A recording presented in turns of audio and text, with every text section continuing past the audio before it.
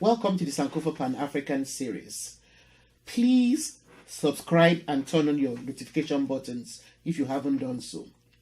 You can also support us by signing up as a member of this channel and pledging a monthly token amount to this channel through Patreon.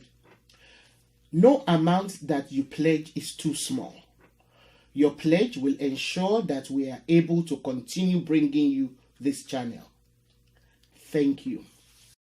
So today, everybody is suffering from that, and everybody is now demanding restructuring. Restructuring is really about equity. You cannot, in any way, shape, or form, restructure a country without touching its constitution. So when people are saying we want a new constitution, or somebody is saying we want restructuring, they're essentially saying the same thing. Okay. So what is the way forward? Regionalism? Frankly, you see, I hate getting hung up on terminologies. Okay. What's the way forward? Whether Nigeria is a unitary state, whether Nigeria is a federation, whatever way Nigeria is structured or governed, the one thing that has to be in place is the guarantee of citizenship rights and the equality of citizens before the law. The supremacy of the law is more important than anything else. So whether we now become a country of regions or remain one of state, I have my preference. I believe that it is more efficient for us to go to a parliamentary system, go back to the old regional systems, perhaps taking into cognizance the different constitutional conferences and the recommendations of the Willings Commission, expand the regions and make them 6.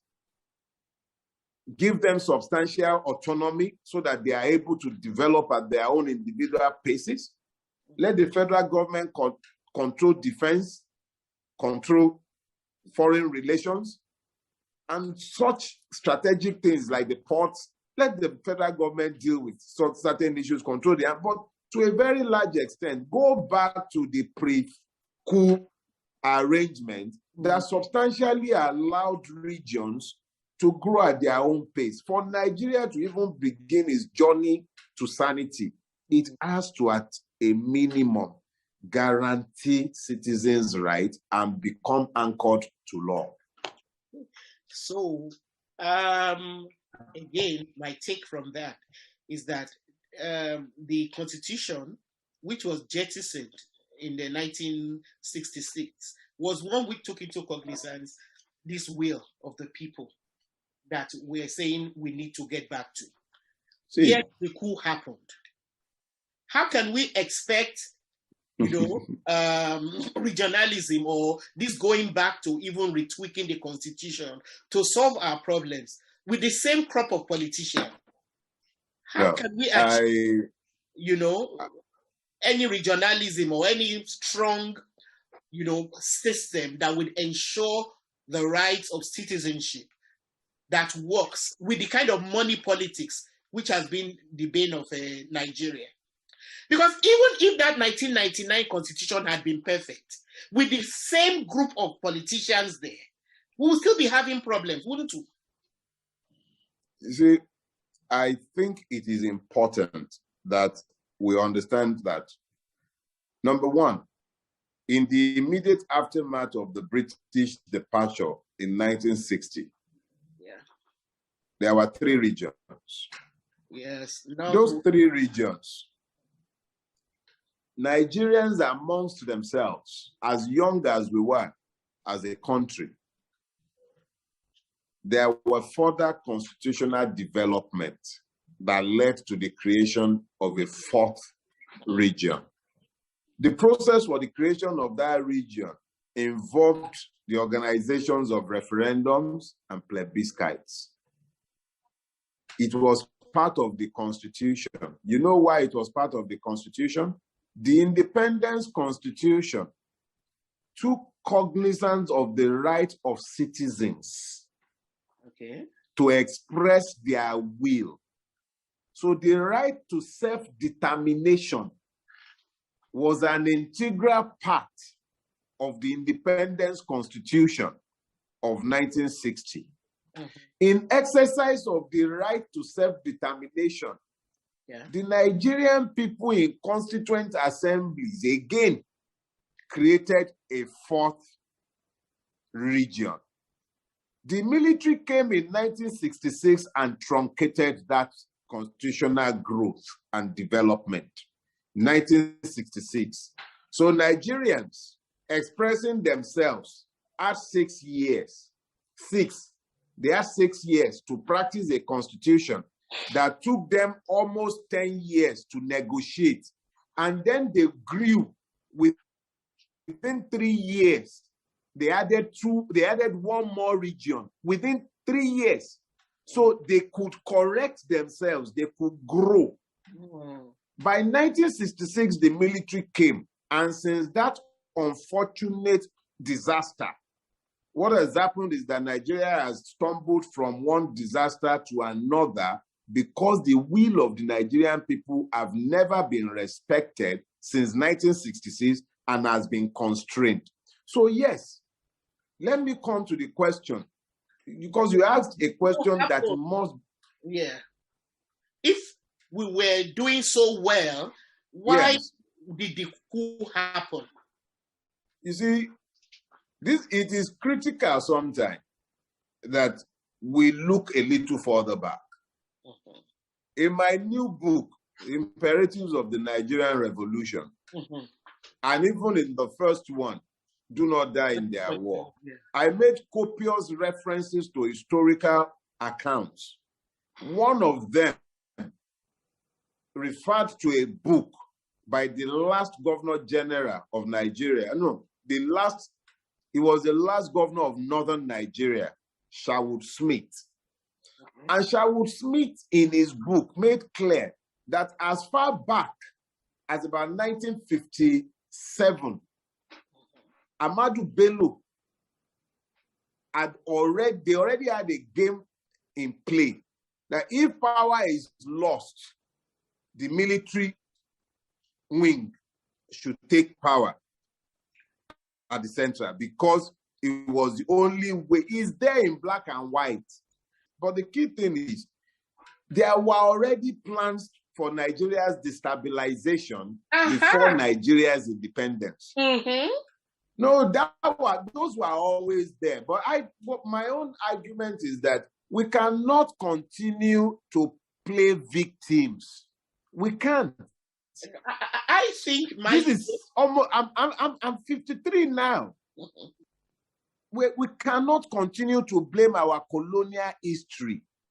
There were always plans to destabilize us, but it was up to us. It was up to us. And you believe, okay, so those plans were there, which played out, which ended up with with our first coup and all of that. But you're saying that inherent within that constitution that was negotiated, that was cobbled together, also based on plebiscites and all of that, the mechanisms were there that could have seen through if that constitution was not jettisoned. Even in spite of the coup, if we had gone back to that constitution, Nigeria would still be on a better track. Let me say this. The first condition, the human spirit, is justice. Without justice, you can never have peace. You cannot enforce peace if you do not give justice. The 1999 Constitution, which is founded on the 1979 Constitution, is a document of the victor dictating the terms of the union. It wasn't an expression of the Nigerians' will. So the victor is you mean the military as the victor? The people who the ruling won, class. the people who won the Civil War, dictated the 1979 Constitution substantially. Obasanjo's Constitution of 1979 was a military dictat. It did not come out of the Constituent Assembly of 1977. There were several provisions imported that did not come out of the Constituent Assembly. The presidential system of government did not come out of the Constituent Assembly. It wasn't the recommendation of the Constituent Assembly. The NYSC decree was not part of their recommendation. The Land Use Act was not part of their recommendation. Those were impositions by the Obasanjo government. So the 1979 Constitution is substantially the dictation of the Armed Forces Ruling Council of Obasanjo's government.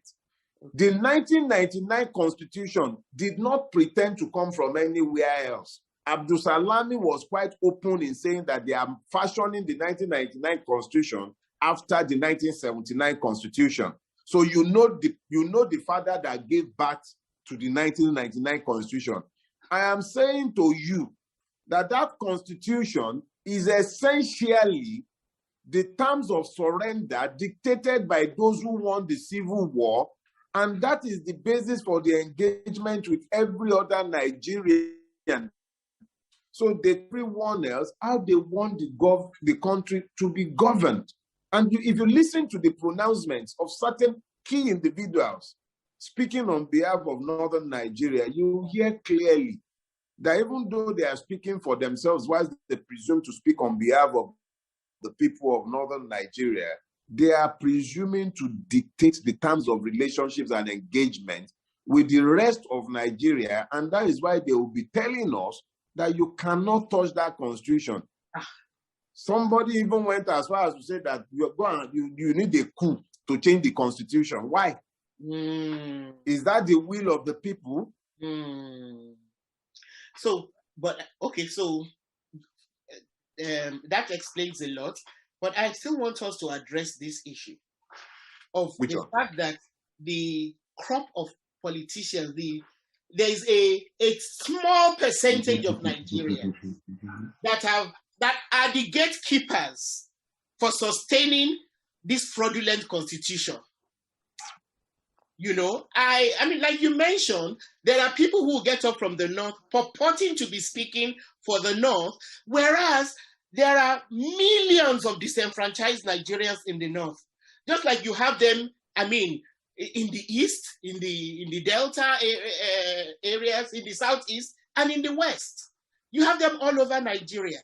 We are a country that has been held ransom by people who purport to be our politicians. How do we get away from that? How do we free ourselves from them? If you sift through the many things I said earlier, there is one key word I keep going back to, because it is actually at the root of our problems. The Nigerian is not a citizen. There are purportedly 200 million Nigerians, purportedly. In this age and time, we must be the only country of our size anywhere in the world that cannot even say how many we are. We are. That is not by accident. The myth of our population is essential to the maintenance of certain lies and certain myths. So we must never find out how many we are and the distribution of that population density, so that they can continue to tell the lies that sustains the current Nigeria, which is what people like us are demanding be ended.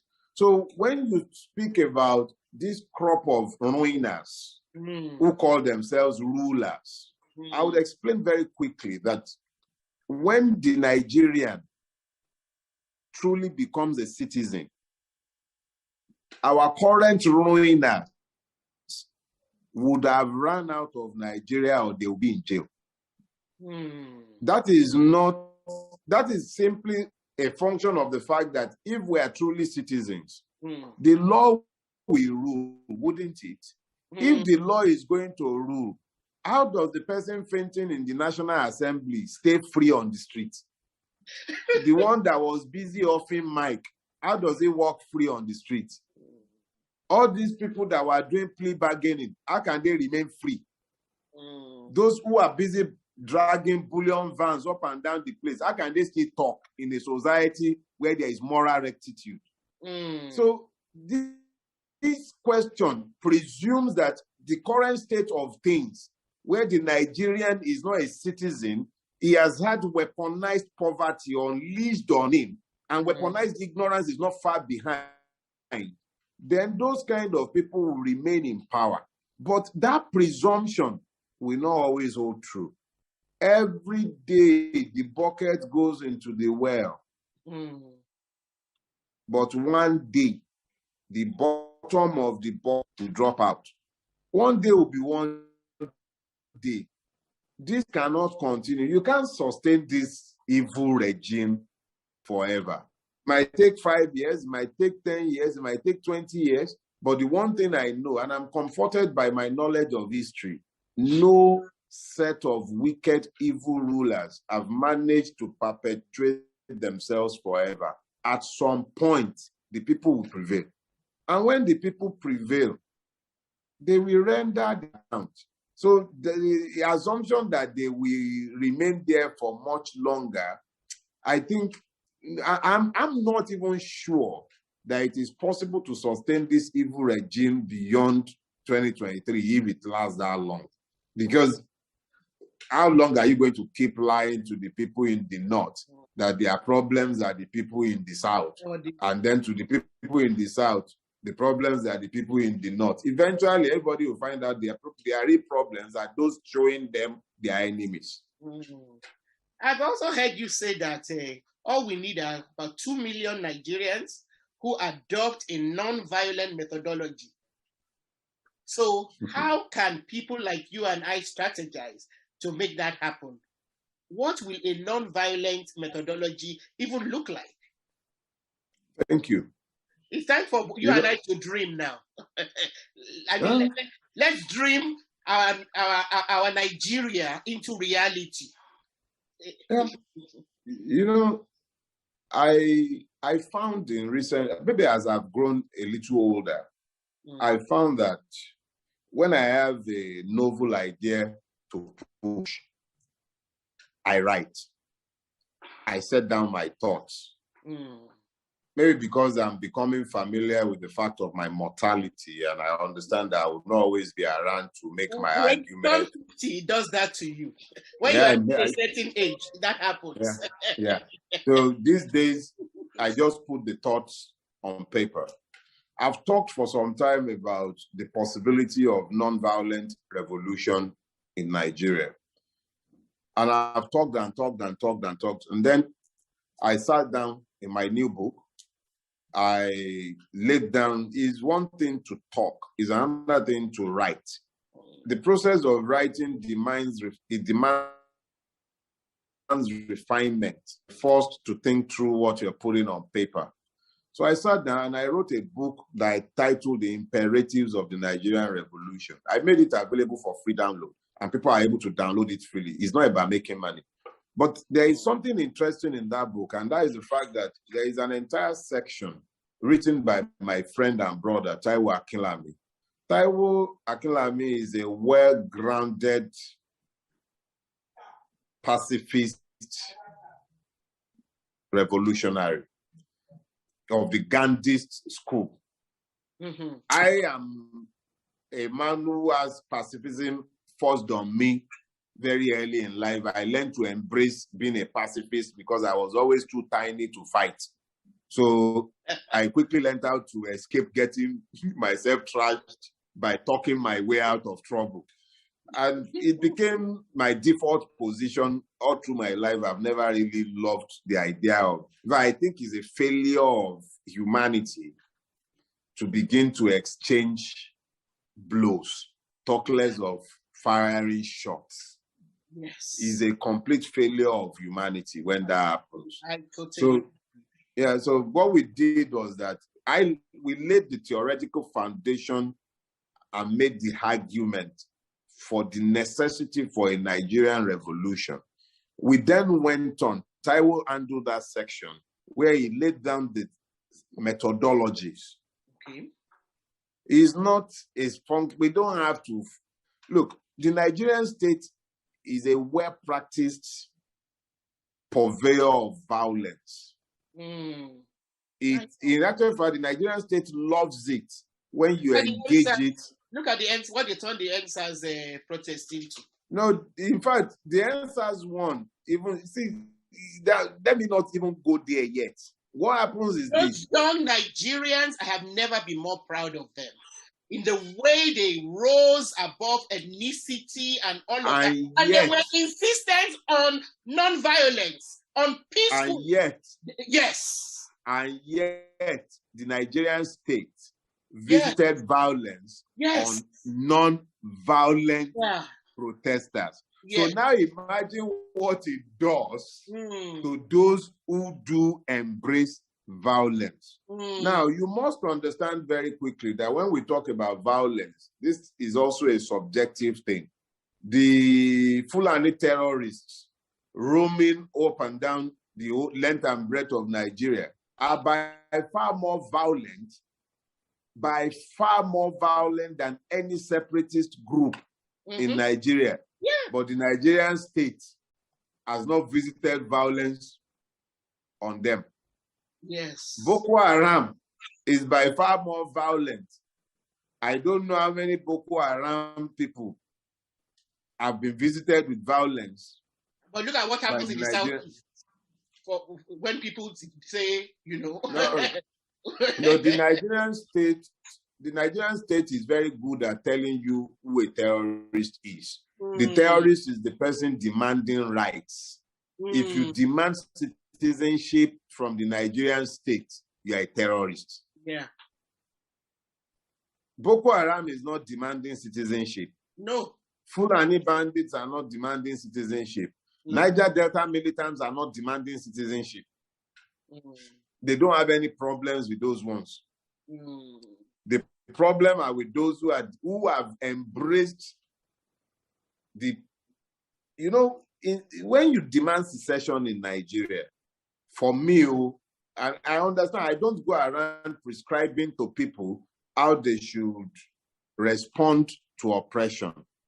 But when you demand secession in Nigeria, what really happens is that you've allowed yourself to be snookered into a corner. Nigeria has inflicted so much pain that all you want is to get out. And in trying to get out, you are not checking the fact that there is actually no legal room to come out. So the only legal room is to demand that constitution, first of all, be changed to reflect your right to self-determination.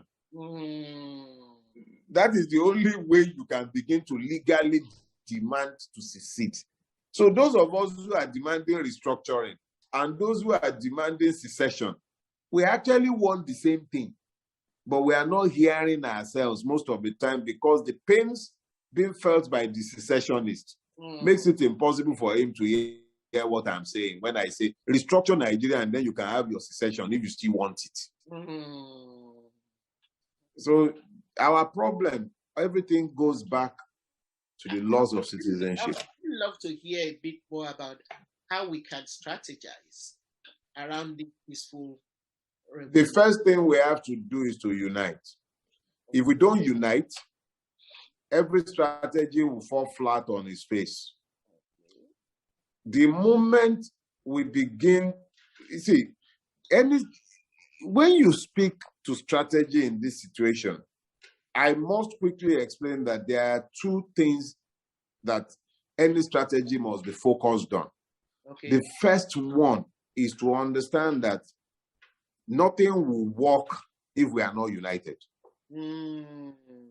Our disunity as a people is the ground upon which the longevity of the ruling class is built. Yes. As long as, yes, they are actually the ones exposing the fault lines and expanding it. Because as long as for instance now, if the man in Igogon and the man in Kankara Kankara is in Katsina State, the president's home state. That was where they kidnapped over 100 children a few months ago. Igangan is in Oyo State, where the Fulanis attacked and killed several people. The bandits that kidnap children in Kankara, they are Fulani bandits now. But the children they kidnapped, they were Fulani children. The bandits that attacked people in Igangan, they are Fulani, but the people they attacked, they are Yoruba. The people in Igangan, in analyzing their problem, they would analyze it as Fulani attackers came for us. They would not nail it down to the failure of the state to provide the first of its many services to the citizens, which is the guarantee of right to life and property. Yeah. The Nigerian state failed the people in the Igangan. But instead of the people in the Igangan to focus on the Nigerian state, they are focusing on the Fulani criminals. The people in Kankara whose children were kidnapped, they were kidnapped by Fulanis. But because the people in Kankara are also Fulani, nobody is talking about Fulani bandits kidnapping Fulani children. The reality is that the common thread that runs from Kankara to Igangan is the failure of the Nigerian state in the most basic of its responsibilities to those who should be the citizens. We, who considers ourselves leaders in the community of those who are asking questions of the Nigerian state, we have a duty to help the people of Igangan to see that the problem is not a Fulani Yoruba problem, but the failure of the Nigerian state, which is incidentally at this time headed by a Fulani man. But that is just one man. What about all the soldiers, the police? Are they all Fulanis? What about the governor of the state? What about the people in our National Assembly who have not been vocal enough, you know, to stand up for us? Because it is not a tribal thing. It's a class thing. It's about class.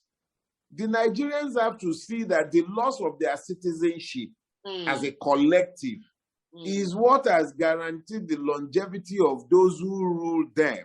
And until such a time as when they themselves get around to understanding that the man in Igangan, the man in Ethiopia local government in Delta, the one that is in Kuru in Jos, the one that is in Jukunland in Taraba, the man in Kankara, they are all one. They have to understand the fact that they are one. It is the rulers are one. Whether that ruler is Yoruba, Igbo, Ijo, or Jukun, they are one. Yeah. The poor are also one. Whether they are Yoruba, Igbo, or anything, but the poor are the last to understand that. I actually believe that even though it looks on paper as if we have two major political parties in Nigeria, we have just one. We have one political party. You don't have political parties. They break up when it suits them. Yes. Don't let's fool ourselves. You don't have political parties in Nigeria. There are too many. You see, Nigerians have been for long rather guilty of linguistic inexactitude. We use words that have no bearing on what they are meant to mean. Political party is suggestive of a group of people with ideological commonalities who have now decided to coalesce around the policy platform by which they engage the people to canvass for vote in order to impact their lives. Basically, I would imagine that that's the definition of a political party. But the Nigerian political party is essentially a conglomeration of thieves whose sole purpose is to acquire political office in order that they might monopolize the public purse solely for their own benefit and those of their cronies and assigns. End of story. So how do you call those ones political parties? They are not parties. No. They are platform of robbers. Thank you so very much. It's been a pleasure, man. For all the time you have actually put into thinking, all these issues through, and for the energy you have put into sharing your ideas about the way forward. Thank you. I really feel very, very privileged. Thank you very much, man. Thank you, man.